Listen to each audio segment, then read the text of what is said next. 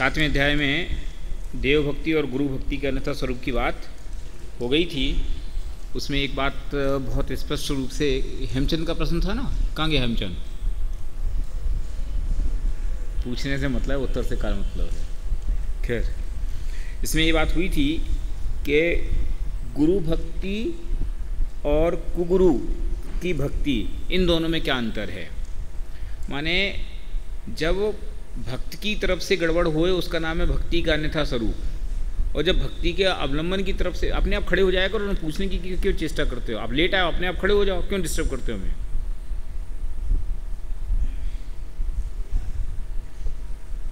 क्या कह रहा था मैं? हाँ, कि जब भक्त की तरफ से गड़बड़ हो उसका नाम है अन्यथा स्वरूप, और जब भगवान की तरफ से गड़बड़ हो उसका नाम है कुगुरुपना या कुदेवपना। ठीक है, ये बेसिक उसमें मूलभूत अंतर था कि अवलंबन तो सच्चा है, लेकिन सच्चे अवलंबन को भी हमने सच्चे रूप में नहीं स्वीकारा, इसका नाम है अन्यथा रूप। और अवलंबन ही उल्टा होए, उसमें ही गड़बड़ होए, वो है कुपना। अब वो देव के अवलंबन से हो, देव का अवलंबन ही झूठ, माने देव ना हो और देव मान के पूजना, वो कुदेव की भक्ति। गुरु ना हो और गुरु मान के पूजना, वो कुगुरु की भक्ति। और शास्त्र ना हो और शास्त्र मान के पूजना, वो कुशास्त्र का सेवन। ठीक, और देव तो सच्चे हैं, लेकिन उनके सच्चे स्वरूप को नहीं जान करके अन्यथा स्वीकार करना, ये उनकी भक्ति का अन्यथा रूप। कि देव तो सच्चे हैं, लेकिन देव का सच्चापना ना जान करके उनको अन्यथा स्वीकार करना, इसका नाम क्या है? कि गुरु भक्ति का अन्यथा स्वरूप। शास्त्र तो सच्चे हैं, लेकिन शास्त्र सच्चे होने के बावजूद भी उनकी सच्चाई की मूल वजह न जानकर अन्य कारणों से पूजना, इसका नाम क्या है? शास्त्र भक्ति का अन्यथा स्वरूप। ये अंतर आपके दिमाग में होना चाहिए। और उसमें दो ही बातें, कल भी जो अपन ने देव भक्ति की बात की थी तब भी ये बात कही थी, गुरु भक्ति में वो दो बातें नहीं थीं। कि देव भक्ति में तो ये थी कि पहले उनके जो बहिरंग गुण हैं उनकी बात करता है, दूसरा उनको कर्ता बुद्धिपने से स्वीकार करता है। गुरु भक्ति में केवल बहिरंग गुणों की बात थी। ठीक है, कि उनके जो बहिरंग गुण हैं उनकी तो प्रशंसा करता, उनके आधार से उनकी भक्ति करता, उनका यथार्थ गुरुपना नहीं पहचानता, यह है उसका अज्ञान है। इतनी बात अपन कर चुके थे, इसके आगे की बात प्रारंभ होनी। किसका नंबर है?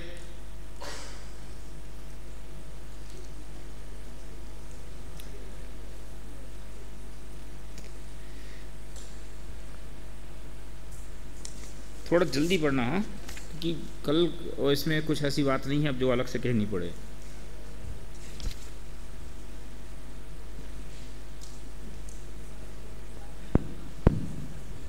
शास्त्र भक्ति का अन्यथा रूप। अब शास्त्र भक्ति का स्वरूप कहते हैं, कितने ही जीव तो है केवली भगवान की वाणी है, इसलिए केवली के पूज्य पने के कारण यह भी पूज्य है, ऐसा जानकर भक्ति करते हैं। माइक को थोड़ा दूर रख के बोलो। हाँ, तुम सीधे खड़े रहो और माइक को तेज रहने दो। अब पढ़ो। तथा कितने ही इस प्रकार परीक्षा करते हैं कि इन शास्त्रों में विरागता, दया, क्षमा, शील, संतोष साधिक का निरूपण है, इसलिए यह उत्कृष्ट है, ऐसा जानकर भक्ति करते हैं। सो ऐसा कथन तो अन्य शास्त्र वेदांतादिक में भी पाया जाता है, तथा इन शास्त्रों में त्रिलोकादिक का गंभीर निरूपण है, इसलिए उत्कृष्टता जानकर भक्ति करते हैं। परंतु यहाँ अनुमानादिक का तो प्रवेश है नहीं, इसलिए सत्य असत्य का निर्णय करके महिमा कैसे जाने। इसलिए इस प्रकार सच्ची परीक्षा नहीं होती। यहाँ तो अनेकांत रूप सच्चे जीवादि तत्वों का निरूपण है और सच्चा रत्नत्र रूप मोक्ष मार्ग दिखलाया है। उसी से जैन शास्त्रों की उत्कृष्टता है, उसे नहीं पहचानते, क्योंकि यह पहचान हो जाए तो मिथ्या दृष्टि रहती नहीं। इस प्रकार शास्त्र भक्ति का स्वरूप का देखो। शास्त्र भक्ति में क्या है कि जिनेन्द्र भगवान ने कही है, केवली भगवान कथित है, गणधर ने गूथी है, इसलिए हमें तो पूज है कि जिनेन्द्र भगवान की वाणी है, उसमें हमें शंका नहीं करनी चाहिए, उसके प्रति बहुमान का भाव है। अधिकांश लोगों के चित्त में शास्त्र के प्रति भक्ति का मूल कारण उनकी सर्वज्ञता है। सर्वज्ञता है माने ऐसा नहीं कि सर्वज्ञ का स्वरूप ने ख्याल में कि भगवान की वाणी है इसलिए पूज्य है, माने उसके प्रति जो भक्तिपना है उसमें क्या प्रतिपाद्य विषय है उससे कुछ लेना देना नहीं है। उसमें किस बात का वर्णन किया गया उससे भी उन्हें कुछ मतलब नहीं है। उन्हें तो किस बात से मतलब है कि ये तो दिव्य ध्वनि का सार है कि जिनेंद्र भगवान के उपदेश हैं इसमें। अब ये उपदेश काहें ऐसा मान करके भक्ति करते हैं। प्रवचन सुनना, प्रवचन में आना, प्रवचन में बैठना तो काय के लिए कि क्या विषय आ रहा है, वो विषय हमारे काम का है कि नहीं है, उस बात से मेरे आत्महित का संबंध क्या और क्या नहीं है, इस बात का कोई प्रयोजन नहीं है। उनका तो काम क्या है कि स्वाध्याय हमारी आवश्यक क्रिया है और वो हमें करनी है।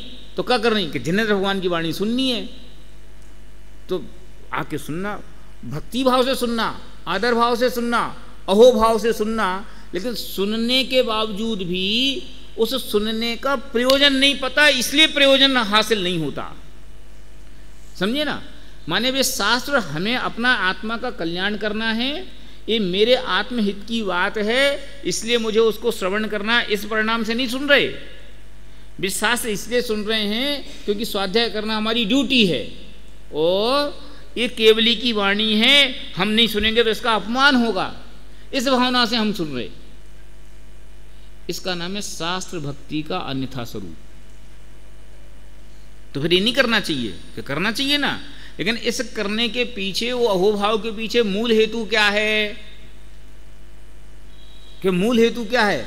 ये देखो पीछे आओ, सबसे नीचे के नीचे की 2 लाइन के अनेकांतात्मक सच्चे जीवादिक तत्वों का निरूपण है और सच्चा रत्नत्रय रूप मोक्ष मार्ग दिखलाया है। ऐसे श्रद्धापूर्वक उनकी भक्ति हो, उसका नाम है शास्त्र की भक्ति। कि इसके स्वाध्याय से हमारे आत्महित का मार्ग खुलता है, इसमें मेरे स्वपर के कल्याण की बात कही गई है, इसलिए मुझे उसके प्रति महिमा आती है। देखो, एक तो महिमा इस बात का कारण है कि बड़े आदमी हैं, ठीक है, और दूसरी महिमा उस बड़ेपने का स्वरूप समझ के है कि बड़े काय के लिए हैं। अरे बहुत सारे लोग पूछते हैं, बहुत सारे लोग उनकी जय जयकार करते हैं, बहुत सारे लोग उनके आगे पीछे चलते हैं, इतनी गाड़ियों का क्या बोलना चाहिए हुजूम चलता है, इतने सारे नौकर चाकर चलते हैं, बड़े आदमी हैं इसलिए उनके प्रति बहुमान है। अरे तो उनका वो बड़प्पन है किस बात का? दोनों बातों में फर्क है ना। तो बड़प्पन है ऐसा मान के स्वीकार करना अलग है, और बड़प्पन का कारण क्या है ये जानकर के उसके प्रति बहुमान करना वो अलग है। कि भैया ये बहुत बड़े विद्वान हैं, शास्त्र के बहुत ज्ञाता हैं, ये भी बड़प्पन है। बहुत धनवान हैं, ये भी बड़प्पन है, समझे ना। बहुत बड़े नेता हैं, ये भी बड़प्पन है। तो बड़प्पन तो कई कारण से हो सकता है ना, लोगों की भीड़ कई कारणों से हो सकती है। तो तुम्हें बड़ापन तो देखा, पर उस बड़ेपन का हेतु क्या, हमें क्या करना? तो फिर उसके कारण जो बहुमान आया, जो विनय आई, वो विनय में यथार्थता नहीं आई। विनय में यथार्थता जब तक वो बड़प्पन का रीजन नहीं समझ में आएगा तब तक नहीं आएगी। तो शास्त्र भक्ति तो आई, पर शास्त्र भक्ति में शास्त्र के प्रति बहुमान का असली कारण क्या कि इसमें स्वपर के कल्याण का प्रतिपादन किया गया है। स्वपर को भी अभी बात मत करो, इसमें मेरे हित का प्रतिपादन किया गया है, ये शास्त्र का मूल विषय है। शास्त्र भक्ति की श्रद्धा का मूल आधार अगर ये है कि इसमें आत्महित की चर्चा की गई है, मेरे कल्याण की चर्चा की गई है, और इस परिणाम पूर्वक उसमें उस प्रतिपादन में अहोभाव आए, इसका नाम है शास्त्र की भक्ति। देखो, समय सार में क्या प्रतिपादन है, उस प्रतिपादन को समझ के उसका बहुमान होना, और दूसरा पंच परमागम है ऐसा मान के उसका बहुमान होना। फर्क है ना दोनों के बहुमान में, कि एक तो समय सार में जो क्या बोलना चाहिए भगवान आत्मा का जो प्रतिपादन किया गया है, दृष्टि के विषय का सीधा निरूपण किया गया है, उस बात के प्रतिपाद्य अर्थ को समझोगे तो उसका जो प्रतिपादक ग्रंथ है उसके प्रति भी बहुमान सहज होगा, कुंद आचार्य के प्रति भी बहुमान सहज होगा। क्या हो कितनी अपूर्व बात यहाँ कही गई है, और वो तो नहीं समझ में आए। और चूंकि कुंद ने इस समय सार लिखा है तो इस समय सार का नाम परमागम है, ग्रंथाधिराज समय सार है, ऐसा मान करके हम उसको दर्शन का विषय बनाएं, तो ऐसी भक्ति करें। तो दर्शन का विषय बनाने वाली जो भक्ति है अथवा जो बहुमान है वो है भक्ति का अन्यथा स्वरूप। और उसके विषय में, उसके प्रतिपादन के विषय के आधार से उसके प्रति जो यथार्थ बहुमान प्रकट होता है वो है सच्ची भक्ति। इस बात को कितने लोग समझते हैं? अभी एक सामान्य सर्वे करो कि मंदिर आने वाले लोग, अपने मंदिर की बात जरा गौण कर देना थोड़ी सी, क्योंकि इस यहाँ के एटमॉस्फेयर में थोड़ी सी अलग प्रकार की हवा है। इस मंदिर को छोड़ करके जितने मंदिर हैं, सब मंदिरों में लोग देव, गुरु, शास्त्र तीनों के दर्शन करते हैं। तो देव के दर्शन तो वेदी पे जैसे भगवान विराजमान है उनके हो गए, शास्त्र के दर्शन कैसे करते हैं? कि जो अलमारी है जिसमें जिनवाणी रखी है, समझ में आया? उसमें कौन सी जिनवाणी रखी या कौन सी जिनवाणी नहीं रखी, उसमें उनके काम की चीज़ें रखी कि बिना काम की चीज़ें, इसका विवेक ही नहीं है। विवेक का उसका मतलब ही नहीं है। उनका तो मोटा मतलब ये है कि शास्त्र रखे और शास्त्र हमारे लिए पूज्य हैं, तो हमें क्या लेने देना, क्यों पूज्य हैं, क्या कारण है, ये जानने की कोई मेहनत करना नहीं चाहते। देखना जितने लोग जिनवाणी को अर्घ्य चढ़ाते हैं वे कैसे चढ़ाते हैं। अपने यहाँ तो फिर भी वेदी है समझ लो, मैं कहता हूँ वेदी भी वैसे ही रूप है। यहाँ कई जगह बंद अलवादियों में लोग ढोक दे जाते हैं, यहाँ समझ लो वेदी में सामने दिखाई दे रहे हैं उनको ढोक दे जाते हैं। चाहे बंद अलवादी में ढोक दे गए, चाहे कांच के पीछे वेदी के में जो शास्त्र रखे उनको ढोक दे गए, क्या लेना देना। अगर असली बात की जाए ना तो कागज के टुकड़ों के अलावा भी शास्त्र क्या है, अगर तुम्हें उसका प्रतिपादक मालूम नहीं है तो थोड़ी कड़क बात है, सुनने के लिए थोड़ा धैर्य रखना। मैं पूछता हूँ आपसे कि यही पन्ने हैं और इसी पन्ने पे कोई दूसरी चीज छपी होए तो फिर वो आपके लिए पूज्य है क्या? नहीं है। जब तक ये बात नहीं लिखी गई, जब तक वो पूज्य नहीं हुई ना, तो इसमें पूज्यता लिखी गई इस बात से आई कि क्या लिखा गया इस बात से आई। सोचो, लौकिक कथा कहानी की किताबों को हम उस बहुमान से नहीं देखते जितना हम समय सार और समझ लो वो जिनवाणी को देखते हैं। तो उसकी पूज्यता का हेतु क्या है? कि उसकी पूज्यता का हेतु सर्वज्ञ प्रणीतपना तो है ही, क्योंकि उससे उसमें प्रामाणिकता है। लेकिन सर्वज्ञ पूज्यपना होना, इतने मात्र से पूजा करना, ये भोंदूपना है। क्यों? तो ऐसी पूजा करने से तुम्हें कहा सर्वज्ञ की वाणी में क्या नहीं आया? मैं पूछता हूं द्वादशांग में क्या नहीं गूंथा गया? पता नहीं मैंने आपके साथ ये बात की कि नहीं की, मैं दोबारा कह देता हूं। नहीं की होगी तो फर्स्ट हो जाएगी, कही होगी तो रिपीट हो जाएगी। द्वादशांग में तो सब विषय आया। दिव्य ध्वनि में ओंकार अक्षर खरे, कौन सा विषय छूटा? कौन सा विषय, ज्ञान का कौन सा एंगल छूट गया? और श्रोता बैठे थे और श्रोताओं को जो शंका हुई और उसका उन्हें समाधान मिल गया। तो जिस श्रोता को जो शंका हुई उसको वो समाधान मिला होगा कि नहीं? अभी मैं उस शंकाओं का विस्तार नहीं करना चाहता हूं। लेकिन गणधर ने दिव्य द्वादशांग गूंथे, समझ लो, उनका उपदेश किया। तो उनने काय का उपदेश किया? ठीक है।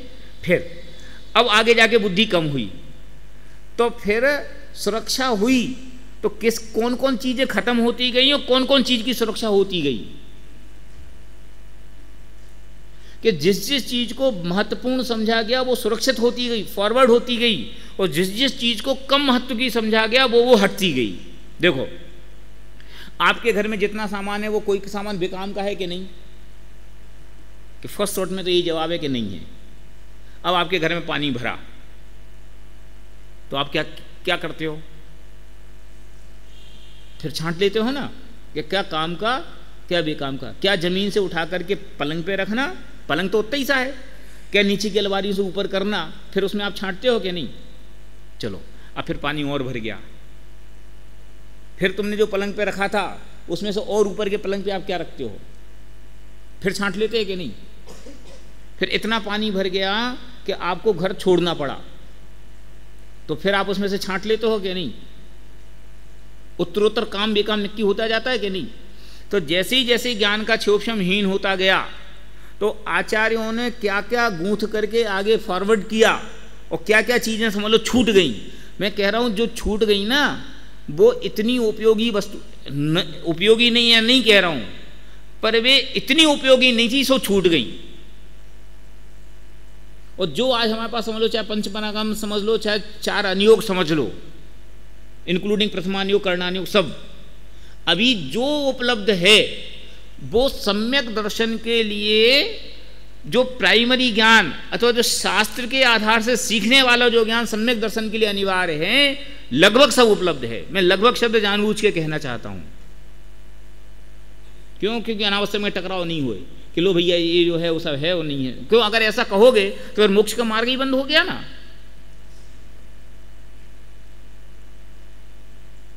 है ना? तो शास्त्र किसका नाम है? शास्त्र केवल दिव्यध्वनि में कहे गए शब्दों का नाम नहीं है, अथवा उसके प्रति जो बहुमान का भाव है अकेला उस परिणाम से बहुमान है, वो असली बहुमान नहीं है। असली बहुमान तो उसके प्रतिपाद्य को समझने के बाद आता है।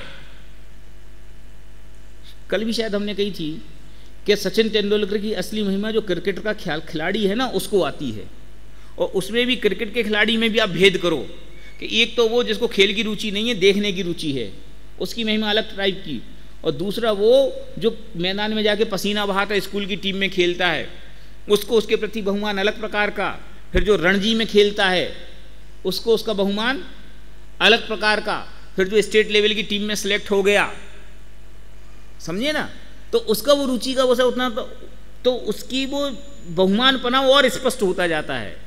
क्यों? उसकी बारीकी में घुसता जाता है। तो शास्त्र का असली बहुमान क्या है कि शास्त्र का शास्त्रपना ये है कि उसमें अपने हित की बात का प्रतिपादन किया गया है। अपने हित का प्रतिपादन न हो इतनी बात को गौण कर दो तो फिर शास्त्र और दुनिया के दूसरे कागजों में, दूसरी किताबों में क्या फर्क है बताओ? शास्त्र का शास्त्रपना है ही, इसी बात का नाम है शास्त्रपना कि उसमें आत्महित के प्रयोजन की बात की गई है। अगर इसको शास्त्रीय भाषा में कहो तो उसमें वीतरागता की बात कही गई है। और ये न हो, प्रथमानुयोग को प्रथमानुयोग क्यों कहा? उसमें भी राग की कथा है, उसमें भी लड़ाई झगड़ा है, उसमें भी काम भोग बंद की कथा है। तो उसको अनुयोग धर्म क्यों कहा, ग्रंथ क्यों कहा? कि अंत में उसमें एक लाइन लिखी कि जो संसार विशेष को हो तो तीर्थंकर क्यों, ये लाइन हटा दो हैं और फिर तुम प्रथमानुयोग पढ़ो, तो फिर वो प्रथमानुयोग है क्या कथा है? उसका प्रथमानुयोग पनाई वो अंत की लाइन है, उससे ये पूरी कहानी सार अनुयोग हो गई। और तुम कहानी तो पूरी रखो और अंत में उसका जो प्रतिपाद्य सारांश कहा गया है अथवा उसका जो मूल प्रयोजन है कि राग का निषेध करके वीतरागता की चर्चा करना, संसार को दुख रूप बता के मोक्ष को सुख रूप बताना, पंचेंद्रिय के विषयों की हीनता करके स्वपरभेद विज्ञान की प्रधानता करना, सम्यक दर्शन ज्ञान चारित्र की प्रधानता करना, ये जो बाद में उसका उपसंहार कहा गया वो उपसंहार ना करो तो फिर वो शास्त्र है कि शस्त्र है? वही प्रथमानुयोग आप पढ़ो, पद्म पुराण पढ़ो और उसके कुछ विशिष्ट पेज हैं और वे पढ़ो अथवा उनको पढ़ने के लिए प्रथमानुयोग पढ़ो और उसके आगे पीछे का चीज ना पढ़ो। तो फिर तुम जैसे लौकिक उपन्यास पढ़ते हो वैसे ही वो तुम्हारे लिए प्रथमानुयोग भी, प्रथम पुराण भी लौकिक उपन्यास से क्या कम है? उसका प्रथमानुयोग पना वे आगे पीछे के पेज हैं, उससे उसका शास्त्रपना सिद्ध है। तो शास्त्र की असली भक्ति क्या? कि शास्त्र की असली भक्ति उसका मूल तत्व ज्ञान का प्रतिपाद्य विषय। देखो सिद्धांत को भी अलग कर दिया यहां से, गोमटसार, धवला, इतने बड़े बड़े ग्रंथ, अरे भैया बहुत विशिष्ट, इनके प्रति बहुत बहुमान, बहुत भक्ति। अरे वो बहुमान और वो भक्ति के इसलिए क्योंकि हमें समझ में नहीं आ रहे उस भक्ति की क्या कीमत। तो बहुत महान ग्रंथ हैं, सिद्धांत ग्रंथ हैं, और ये समझ के ही उनकी भक्ति करे, उस भक्ति की कोई कीमत नहीं। जो कीमत उसके प्रतिपाद्य को पढ़ करके बहुमान आए उसके साथ करे। देखो ऊपर देखो, इन शास्त्रों में त्रिलोक आदि का गंभीर निरूपण है, इसलिए उत्कृष्टता जानकर भक्ति करते हैं। तो टोटल जी कह रहे ये भक्ति भी बहुत स्थूल है, इस भक्ति की क्या दम है? फिर असली भक्तिपना क्या है कि इसमें अनेकांत रूप सच्चे जीवादिक तत्वों का निरूपण है, सच्चा रत्नत्रय रूप मोक्ष मार्ग दिखलाया है, उसी से जैन शास्त्रों की उत्कृष्टता है, उसे नहीं पहचानते। क्यों? अगर ऐसा हो तो फिर अन्यथापना हट जाए, फिर वो सच्ची भक्ति हो जाए। ठीक है, ये विचार करने के लिए, चर्चा करने के लिए इसमें बहुत माल है। ठीक है, लेकिन मैंने जो आपको हिंट किए हैं, आप उससे अपने दिमाग को विस्तार देना। अभी अपन इसको विराम करके आगे चलते हैं, क्योंकि ऐसे तो फिर वो कल का समय भी चला गया, तो फिर आज का फिर समय चला जाएगा। चलो भैया आगे। इस प्रकार इसको देव गुरु शास्त्र की प्रतीति हुई, इसलिए व्यवहार सम्यक हुआ मानता है, परंतु उनका सच्चा स्वरूप भाषित नहीं हुआ है, इसलिए प्रतीति भी सच्ची नहीं हुई है। सच्ची प्रतीति के बिना सम्यक्त की प्राप्ति नहीं होती, इसलिए मिथ्या दृष्टि ही है। देखो, देवशास्त्र गुरु हैं तो हमें सम्यक तो है ही, सम्यक दर्शन तो है ही, सम्यक दर्शन है, और चूंकि सम्यक दर्शन है तो उसके साथ जो ज्ञान है वो सम्यक ज्ञान है, तो बचा क्या? चारित्र ग्रहण करो तो सम्यक चारित्र भी हो जाएगा। ये ऐसा स्थूल व्यवहार दुनिया में होता है।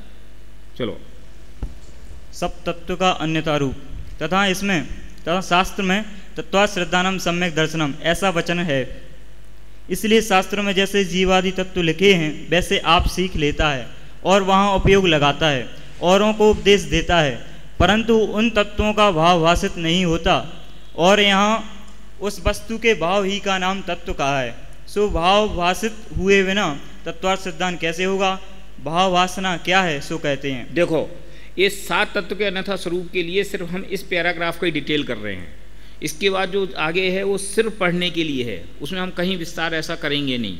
लगेगा तो करेंगे, पर थीम लाइन क्या है ये आप समझ लो कि 7वें अध्याय में जो 7 तत्व की चर्चा कही गई है, 7 तत्व संबंधी भूल है, और 4थे अध्याय में जो 7 तत्व संबंधी भूल है, उसमें बेसिक फर्क क्या है?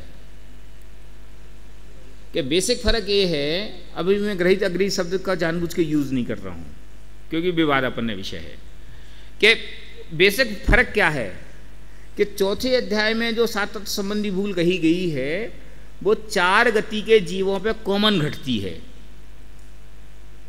कि जीव तत्व संबंधी भूल क्या है? कि देह में एकत्व महत्व करना है, जीव अजीव तत्व संबंधी भूल है। जीव को अजीव मानना, अजीव को जीव मानना।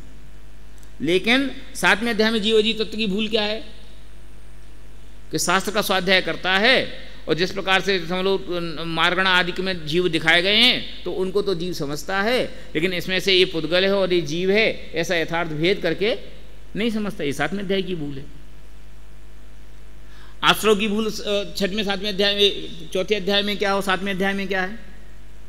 कि वहाँ राग देश के सामान्य व्यवहार को आश्रव बंध में लिया, ठीक है, और यहाँ क्यों भैया एक लिमिट तक की बात है, इसके बाद तो फिर अनाचार में गए वो,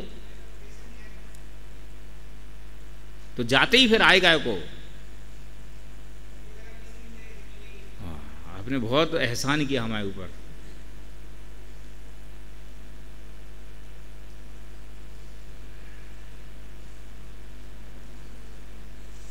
चलो,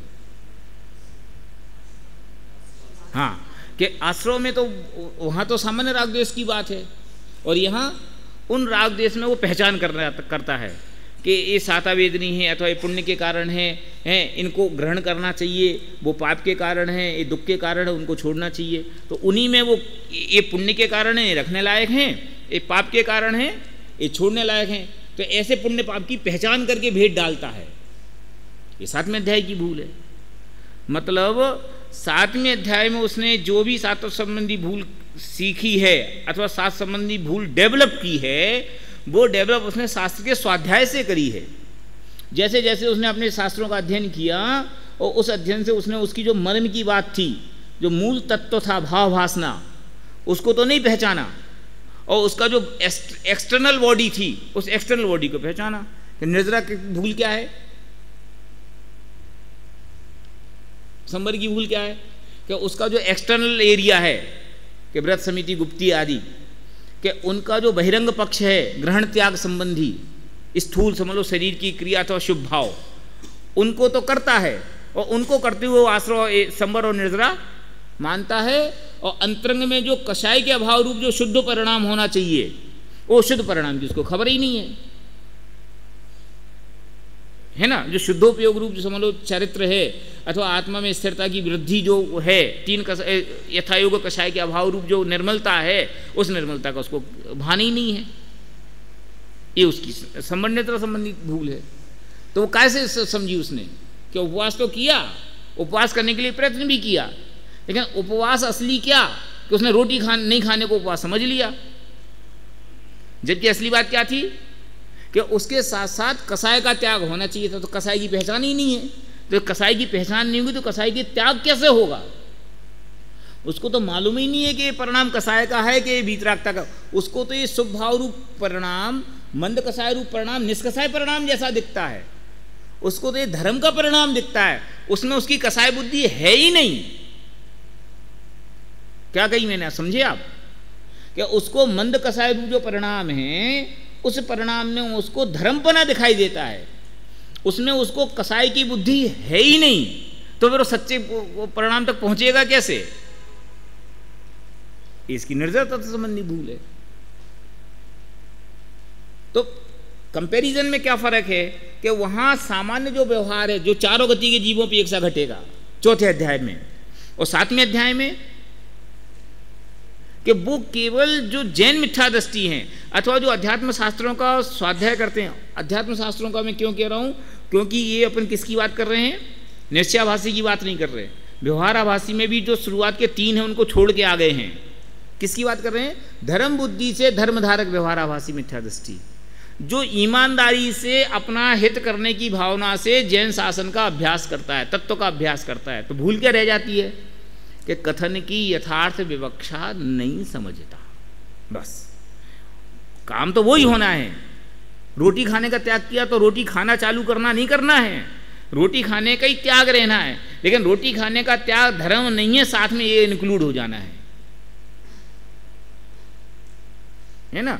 पूजा तो वही करनी है, देव पूजा गुरुपास्ती तो वही होना है, लेकिन देव पूजा गुरुपास्ती करते हुए मैं शुद्धोपयोग कर रहा हूँ अथवा धर्म कर रहा हूँ, इससे मेरे को मोक्ष का मार्ग खुल रहा है, ये मान्यता उसमें से डिलीट हो जानी है।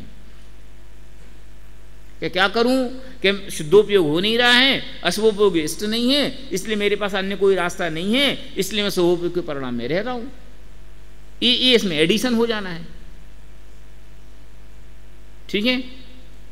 अब देखो ये सातों तत्वों के अन्यथा रूप में सिर्फ सब में आप देखना, ओ भाई सब में ये बात कॉमन रूप से आप देखना कि उसकी जो मूल भावना है उस मूल भावनाओं को नहीं पहचानता, अथवा उसका जो इंटरनल बॉडी है, जो उसका निश्चयात्मक पक्ष है ना, अथवा उसका जो भावात्मक रूप है उस भावात्मक रूप को नहीं पहचानता।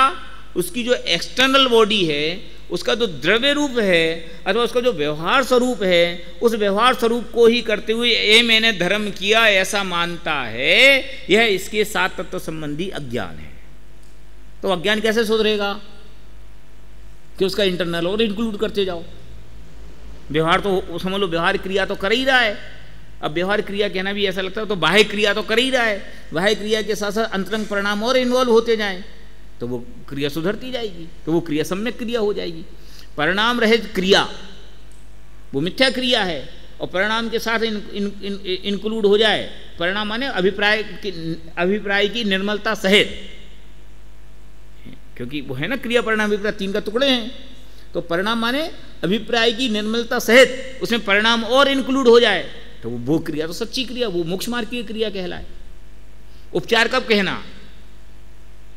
कल परसों के प्रवचन में बहुत विस्तार के साथ था। वो है ना कि बारात किसको कहना, कि दूल्हा होए तो बारात कही जाए और दूल्हा नहीं होए तो भीड़ है। तो उपचार किसका? कि परमार्थ हो तो उपचार होए और परमार्थ नहीं हो तो कि व्यवहार किसका? कि निश्चय हो तो व्यवहार होए और निश्चय नहीं हो तो, है ना। सात तत्व की भूल में आप सब जगह अब ये देखेंगे तो आपको यही दिखाई देगा। मैंने इसमें इतना समय इसलिए लिया क्योंकि फिर अपन सब पे यही एक्सप्लेन नहीं करते रहेंगे। एंगल तो बदलेगा कि जीव तत्व में जीव के एंगल से आएगा, अजीव में अजीव के एंगल से आएगा, आश्रवबंध में आश्रवबंध के एंगल से आएगा, पर सब में कॉमन बात यही रहेगी। ठीक है। तो आप उसको थोड़ी सी इस टेक्निक को देख लोगे तो आपको वो सब चीज़ बहुत स्पष्ट होती जाएगी। फिर उसमें प्रवचन जैसा विस्तार करने की जरूरत नहीं पड़ेगी। चलो भाई, इसमें उदाहरण जो है ना बहुत सॉलिड है। वो उदाहरण उन्होंने भाव भासना का दिया, और इसको इन्होंने शायद हिरण पे घटाया है, नहीं बच्चे पे घटाया है। इसको मैं ऐसे कहता हूं कि जैसे कोई छोटा सा बच्चा होता है हैं, और वो कोई श्रृंगार के गहरे अर्थ का कोई वाक्य बोले, नादानी में मैं जानबूझ के पर्टिकुलर शब्द को यूज कर रहा हूं कि श्रृंगार के कोई गहरे अर्थ को बोले। समझ लो घर में कोई मेहमान आए हों हैं, और वो बच्चा आए अचानक और कोई ऐसी श्रृंगार से संबंधित कोई ऐसी गहरी बात बोल दे, तो जो उनके घर वाले हैं बेसंकोच को प्राप्त होते हैं और बच्चे को कुछ नहीं होता। क्यों? शब्द तो उसने बोले थे, शब्द बोलने के बावजूद उसको कोई इफेक्ट नहीं है, लेकिन सुनने वालों को समझ लो उसके रिजल्ट में जो संकोच होना चाहिए, जो लज्जा होनी चाहिए, जो समझ लो अटपटापन सा फील होना चाहिए, वो तत्काल होने लगता है। कि स्टेज पे कोई बच्चे, दो बिल्कुल नादान बच्चे कोई ऐसा श्रृंगार का रोल कर रहे हों तो उनके चित्त में कोई विकल्प नहीं होते, और सामने जो दर्शक बैठे हैं वे भाव विभोर हो जाते हैं। क्यों? कि वो उसके पीछे कि वे उसका टेस्ट समझते हैं, टेस्ट कहो, भाव वासना कहो, उसका सेंस समझते हैं, और वो बच्चा उसका सेंस नहीं समझता। उदाहरण तो आप सबके दिमाग में लाखों हैं अब, ठीक है, इसलिए मुझे उदाहरण देने की आवश्यकता नहीं, इतने में आप समझ गए सब चीज। कि वो मजा क्या बात का है? वो मजा उस भाव वासना का है। भाव वासना के बिना उन शब्दों का कोई सेंस नहीं है। समझ गए? तो 7 तत्व में भी कि उसको उसकी भाव वासना नहीं है, उसका यथार्थ ज्ञान उसको नहीं है, यह उसका अज्ञान है। करता तो सब वही है, करना भी वही है, इसके बाद उसके करने का कोई रास्ता नहीं है। मैं कहता हूँ देव भक्ति नहीं करेगा तो कहाँ जाएगा, गुरु भक्ति नहीं करेगा तो कहाँ जाएगा, शास्त्र भक्ति नहीं करेगा, शास्त्र का स्वाध्याय नहीं करेगा तो क्या करेगा, 7 तत्व का अभ्यास नहीं करेगा तो क्या करेगा? करना तो यही है। तो बदलना क्या है कि उस करने के साथ जो अभिप्राय की गड़बड़ है अथवा उसकी जो मिथ्यापना, विपरीतपना, वो बदलना है। रास्ता तो यही है। चलो आगे। अब जैसे कोई पुरुष चतुर होने के अर्थ शास्त्र द्वारा स्वर, ग्राम, मूर्छना, रागों का स्वरूप और ताल तान के भेद तो सीखता है, परंतु स्वरादि का स्वरूप नहीं पहचानता। वो कल या परसों में किसने उदाहरण दिया था? दादी ने उदाहरण दिया था कि बहुत सारे आदमी पुरस्कार लेने आएगा संगीतज्ञ का, हैं कि अब क्या करें महाराज, असली को पुरस्कार मिलना चाहिए और नकली भग जाने चाहिए। तो साहब जो आदमी संगीत की सभा में मुंडी हिलाएगा उसकी मुंडी काट दी जाएगी। बड़े दादा का था, हाँ, तो उसकी वो गर्दन काट दी जाएगी। अब कि जिनको उसकी भाव वासना थी वे मुंडी कटेगी कि नहीं कटेगी इसके विवेक के, इसका भान के बिना झूमने लग गए। बेथा उनको थी वो भाव वासना, और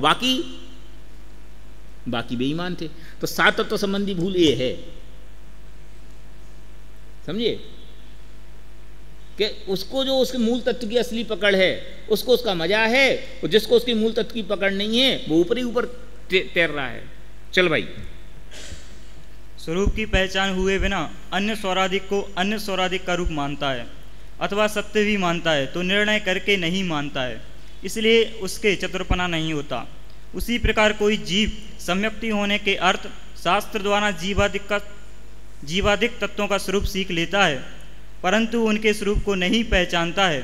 स्वरूप को पहचाने बिना अन्य तत्वों को अन्य तत्व रूप मान लेता है। 7 तत्व के अन्यथा रूप में अगर आपसे कोई पूछे तो इसकी जो क्या बोले टैगलाइन क्या है कि कोई जीव सम्यक्ति होने के अर्थ, इसको आप अंडरलाइन कर लो, शास्त्र द्वारा जीवादिक तत्वों का स्वरूप सीख तो लेता है, शास्त्र में जैसा का ऐसा करने की चेष्टा तो करता है, परंतु उसके स्वरूप को नहीं पहचानता। इस स्वरूप क्या है? क्या स्वरूप माने उसका मूल तत्व, उसकी भाव वासना, उसका इंटरनल, समझ लो इसकी जो इंटरनल बॉडी उसका नाम उसका स्वरूप। वो उसके भाव को नहीं पहचानता तो वो मिथ्या दृष्टि रह जाता है, और उसका स्वरूप पहचान ले तो वो इसका सम्यक दृष्टि है। वो इसका सम्यक दृष्टिपना। सम्यक दृष्टि है क्या कि जैसी वस्तु है उसको यथार्थ जाने, यही तो सम्यक दृष्टिपना है, और जैसी वस्तु नहीं है वैसी जाने, ये मिथ्या दृष्टिपना है। तो स्वरूप को नहीं जानता, ये मिथ्या दृष्टिपना है, और स्वरूप को जान ले, ये इसका सम्यक दृष्टिपना है। चलो अथवा सत्य भी मानता है तो निर्णय करके नहीं यार मानता। 1 लाख उदाहरण अभी इसके पहले ही दिए हमने। अरे वो गाने का उदाहरण ले लो ना, कि वो बच्चे ने श्रृंगार का गाना गाया और श्रृंगार का गाना गाने के बाद बच्चे को विकार नहीं हुआ और श्रोताओं को विकार हो गया। कि क्यों हो गया? कि वे उसका स्वरूप जानते थे और वो उसका स्वरूप नहीं जानता था। इसको चाहे स्वरूप कहो, चाहे भावभासना कहो, चाहे उसका निश्चय एंगल कहो, चाहे उसका अंतरंग पक्ष कहो, सेंस वो ही है। चाहे उसका अभिप्राय कहो कि उस बात का मूल अभिप्राय क्या, वो उसको नहीं पकड़ में, वो उसको नहीं पहचानता, इसलिए उसको कुछ फर्क नहीं पड़ता और इसको फर्क पड़ता है। चलो, इसलिए उसके सम्यक्त नहीं होता। तथा जैसे कोई शास्त्रादि पढ़ा हो या ना पढ़ा हो परंतु स्वरादि के स्वरूप को पहचानता हो तो वह चतुरी है। उसी प्रकार शास्त्र पढ़ा हो या ना पढ़ा हो यदि जीवादि के स्वरूप को पहचानता है तो वह समय दृष्टि ही है।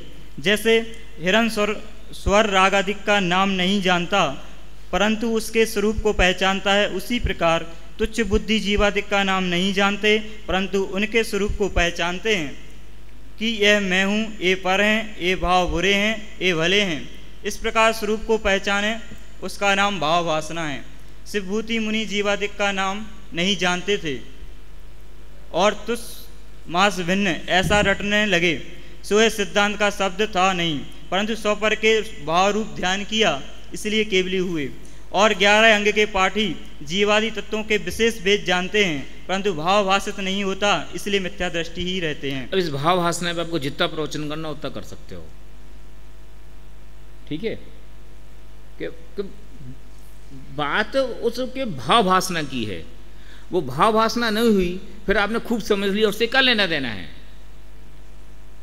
जिसके कहते हैं ना इशारे में बात समझना। अब इशारे में बात समझना भी बहुत स्थूल उदाहरण है कि उसका असली जो मूल तत्व है, मूल अभिप्राय उस बात का है, वो अभिप्राय नहीं समझे तो उससे वो काम नहीं सटेगा। और फिर दुनिया भर का काम करे और काम की बात नहीं समझ में आए तो गड़बड़ करेगा, और काम की बात समझेगा तो उसको करके लाएगा। इसका नाम है भाव भासना, उसको नहीं है। चलो, अब इसके तत्व सिद्धांत किस प्रकार होता है सो कहते हैं। आप विराजमान हो, आप किसी और को मौका दो। किसका नंबर है?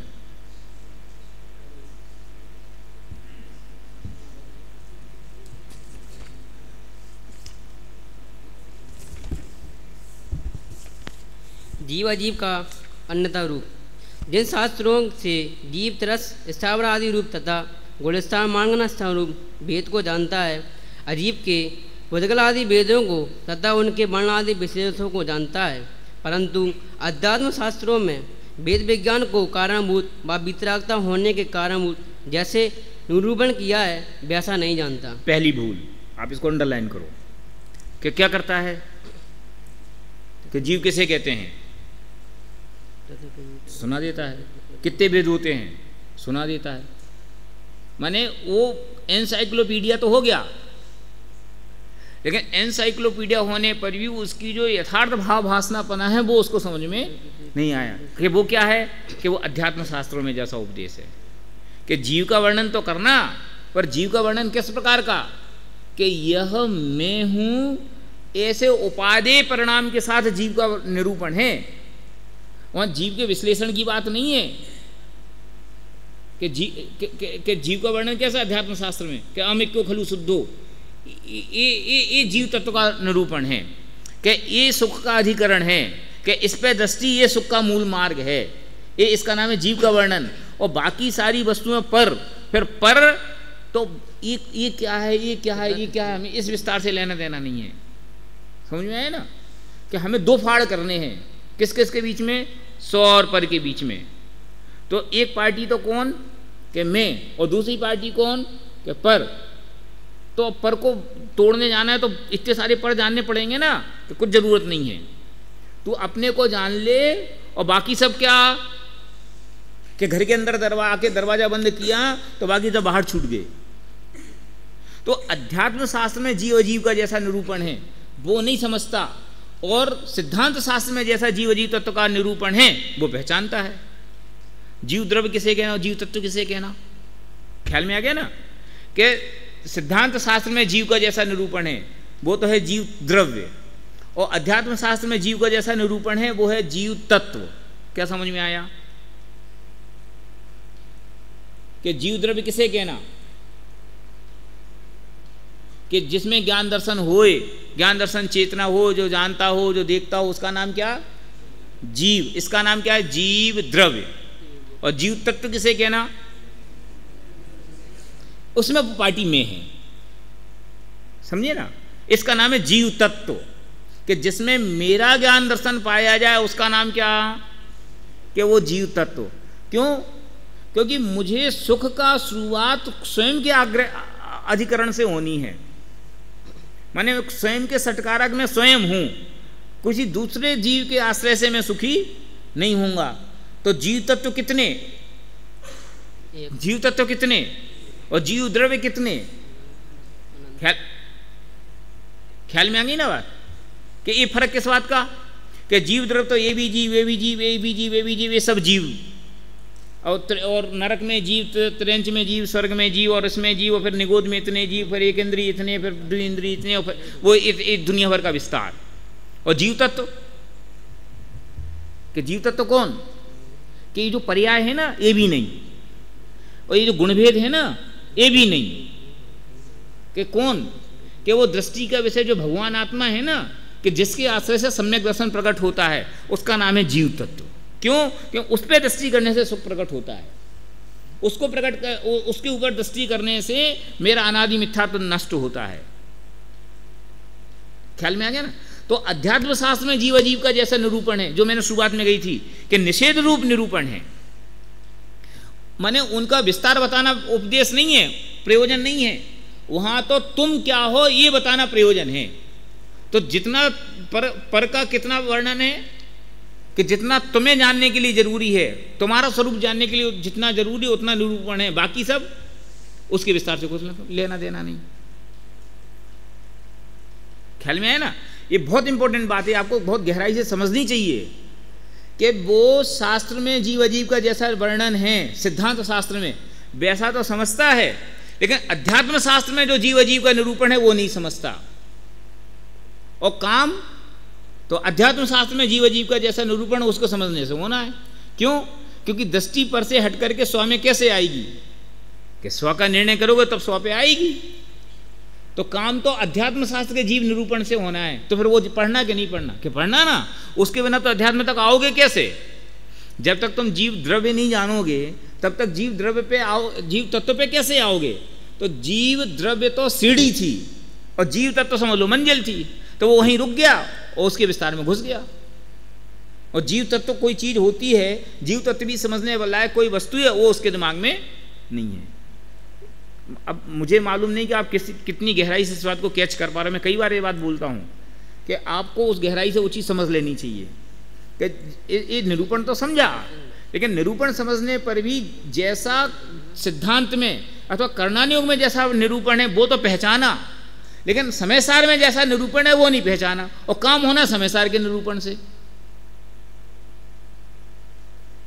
कि पर्याय को भी पर के कोटे में डाल दिया। अरे राग को भी परद्रव्य कह दिया, क्यों, कि उस अपने बेटा से का लेना देना जो फांसी लगाए, कि होता तो आत्मा की पर्याय में, कि होता होगा, हमें क्या लेना देना। तो फिर ये गुण भेद, इनमें तो ऐसा कोई गड़बड़ नहीं, क्या भेद है ना, और भेद मेरी दृष्टि को तोड़ते हैं, इसलिए हमें गुण भेद भी इष्ट नहीं है। मैं तो सारे गुणों का आधारभूत अभेद जो टेस्ट है वो अभेद आत्मा, वो मैं हूं, जिसमें गुण का अभेद है, पर्याय का अभेद है और द्रव्य का अभेद तो है ही है ना। अभी दृष्टि का विषय दादाजी नहीं, आप पढ़ना एक बार उसको, बहुत मजा आएगा आपके लिए। तो इस वास्तव में ये किताब आपके लिए है, क्योंकि उससे आपकी बुद्धि में निर्मलता आएगी। ये नए नए प्रमेय आपको उसमें जानने मिलेंगे। ख्याल में आई ना बात। देखो मैं यहां से बातें उठा रहा हूं, अध्यात्म शास्त्रों में भेद विज्ञान को कारणभूत व वीतराग दशा होने के कारणभूत जैसा निरूपण है वैसा नहीं जानता। वजन किस बात पे है, कि भेद ज्ञान के कारणभूत विषयों को नहीं जानता। माने जीव का वर्णन तो पढ़ना, पर जीव का वर्णन किस एंगल से पढ़ना, भेद ज्ञान हो इस एंगल से पढ़ना, कि जीव का एंगल, जीव का अजीव का वर्णन तो पढ़ना, अजीव का वर्णन किस एंगल से पढ़ना है, कि ये मैं नहीं हूं इस एंगल से पढ़ना। इसके बढ़ने से मैं सुखी होऊंगा ऐसा नहीं पढ़ना। चलो आगे। तथा किसी प्रसंगवश उसी प्रकार एक जानना उसी हो प्रकार जानना हो जाए माने किसी प्रसंगवश कदाचित समय सार भी पढ़ ले। अब उसी प्रकार जानना हो जाए माने जैसा अध्यात्म शास्त्र में कहा गया है कदाचित वैसा जान ले तो आगे। तब शास्त्र अनुसार जान तो लेता है, परंतु अपने को आप रूप जानकर पर का अंश भी अपने में न मिलाना और अपना अंश भी पर में न मिलाना ऐसा सच्चा श्रद्धान नहीं करता है। जैसे अन्य में तदष्टि निर्धार बिना पर्याय बुद्धि से जान पाने में व वर्णादि में अहम बुद्धि धारण करते हैं, उसी प्रकार यह भी आत्माश्रित ज्ञानादि में तथा शरीर आश्रित उपदेश उपवास आदि क्रियाओं में अपना तो मानता है। तथा ठीक है, ये तो हुई इसकी। अब आगे चलो। तथा कभी शास्त्र अनुसार सच्ची बात भी बनाता है, परंतु अंतरंग निर्धार रूप सिद्धांत नहीं है। माने अध्यात्म शास्त्र भी पढ़े, अध्यात्म शास्त्र के पढ़ने से उसने सही पढ़ भी लिया, लेकिन कैसा पढ़ लिया कि जैसे टेप रिकॉर्ड में रिकॉर्ड हो गया, समझिए ना, कि सीडी में जैसे समय सार का ज्ञान होए ऐसे इसने अपने ज्ञान में, माने सीडी क्या है, ज्ञान को स्टोर करने का एक मीडिया, तो उसने सीडी में रिकॉर्ड ना करके अपने दिमाग में रिकॉर्ड कर लिया। वो भाव वासना तक वो काम नहीं पहुंचा कि अहम को खलु शुद्धो, आहा बड़े भाव के साथ अहम को खलु शुद्धो निमो, पर वो अहम को खलु शुद्धो का भाव वासना क्या, किसको कुछ लेना देना नहीं। तो जैसे टेप रिकॉर्ड बजता है ऐसा ये बजने लगता। समझ में आई? कि कदाचित वो सच्चा पढ़ भी ले, लेकिन पढ़ने के बावजूद भी अंतरंग में निर्धार नहीं करता। अंतरंग में निर्धार नहीं करता माने वो बात श्रद्धान के लेवल तक नहीं पहुंचती। श्रद्धान के लेवल तक नहीं पहुंचती मतलब ज्ञान के लेवल पे 100% एक्सेप्ट नहीं होती। क्यों? ज्ञान के लेवल पे 100% एक्सेप्ट होए तो श्रद्धान भी निश्चित बदले।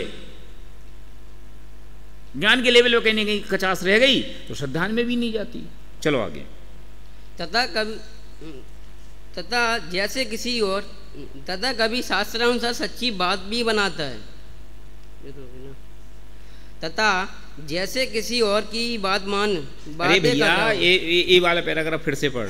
तथा कभी शास्त्रानुसार, तथा कभी शास्त्रानुसार सच्ची बात भी बनाता है, परंतु अंतरंग निर्धार रूप सिद्धांत नहीं है।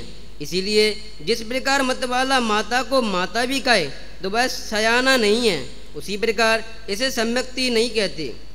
तथा जैसे किसी और की बातें कर रहा हो उस प्रकार से आत्मा का कथन करता है, परंतु यह आत्मा मैं हूँ ऐसा भाव भाषित नहीं होता। ठीक है, अब चाहो तो एक एक पंक्ति पे आप विस्तार कर सकते हो।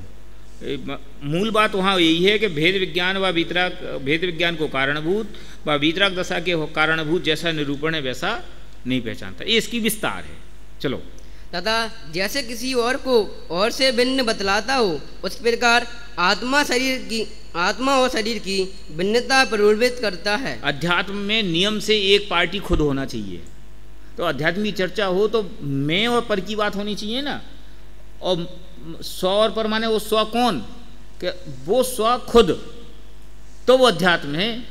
और वो स्व तो खुद ना होए और ऐसे भेद विज्ञान की बातें करे, कैसे ये इनका आत्मा अलग और राग अलग, देह अलग और क्या देह जुदा पुद्गल जुदा, एक नहीं देह जुदा नहीं, जीव जुदा पुद्गल जुदा नहीं तत्व को।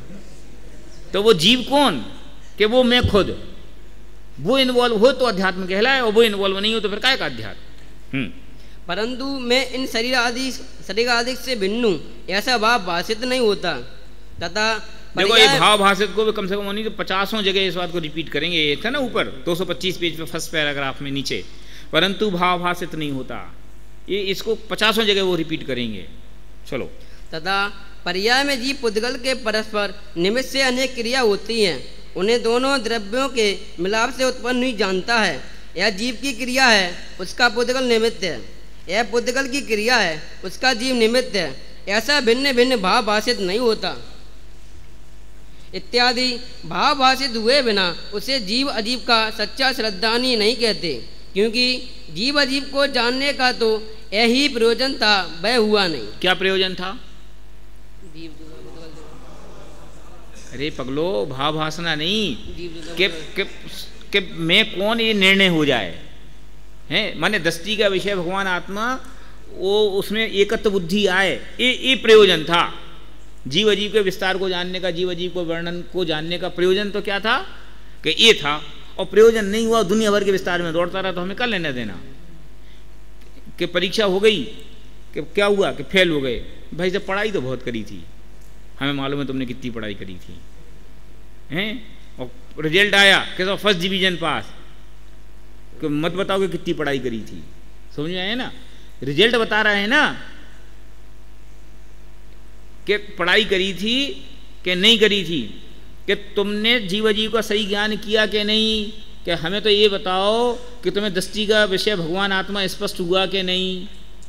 कि अगर दृष्टि का विषय भगवान आत्मा स्पष्ट हुआ तो तुम्हें जीव अजीव की पढ़ाई करी, और तुम्हें वो स्पष्ट नहीं हुआ, और नर नारक आदि में जो रहता है उसका नाम जीव, नरक में इतने होते हैं, स्वर्ग में इतने होते हैं, इसके इतने पाथड़े होते हैं, इसमें ऐसे उल्टे लटकते हैं, इसमें सीधे होते हैं, ऐसे औंधे मुंह के होते हैं, ऐसे बंदर जैसे मुंह होते हैं, कुभोग भूमि में ऐसे होते हैं, सुभोग भूमि में ऐसे होते हैं। वे दुनिया भर का सारा रामायण है कि मनुष्यों की संख्या 29 अंक प्रमाण, और इनकी संख्या इतने अंक प्रमाण, और फिर इसमें ऐसी, फिर इसमें ऐसी, फिर इसमें वैसी। कल लेना देना हमें इस बात से कि इन सब बातों को से लेना देना तो जब था जब तुम्हें वो काम की बात ध्यान में होती, और काम की बात ध्यान में ना हो और बाकी सारी पंचायत तुम्हें ध्यान में होए, हमारी दृष्टि में तो मूर्खता है। समझे, ये इसका नाम है जीव अजीव तत्व संबंधी अन्यथा श्रद्धान। क्या? जीव अजीव तत्व संबंधी अन्यथा श्रद्धान, अथवा जीव अजीव तत्व संबंधी भूल। ठीक है, अब इसी पैटर्न पे अपना आगे का काम चलेगा। अभी थोड़ा स्पीड में जाएंगे, चलो।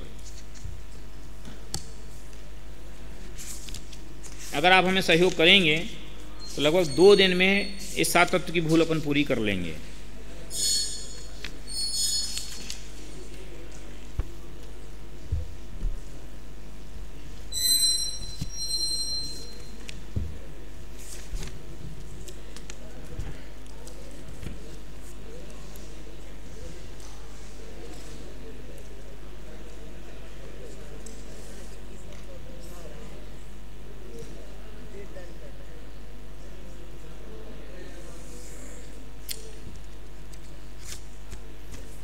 पेज बदल नहीं सकते यार, मैं रोज मैं सेटिंग करता हूँ।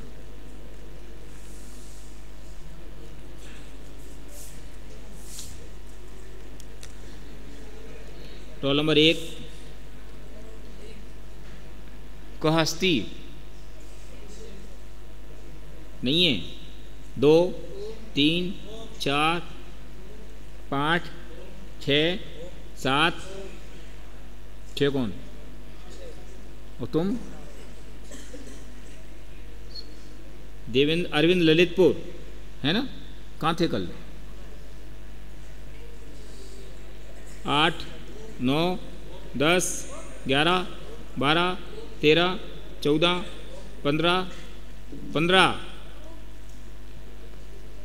16 ऋषभ मोह कहाँ थे भाई साहब? 2 दिन तो सूचना देना भी कर्तव्य नहीं, ये नेग्लिजेंसी है। 17 18 19 संदेश कौन है? संदेश कहाँ थे?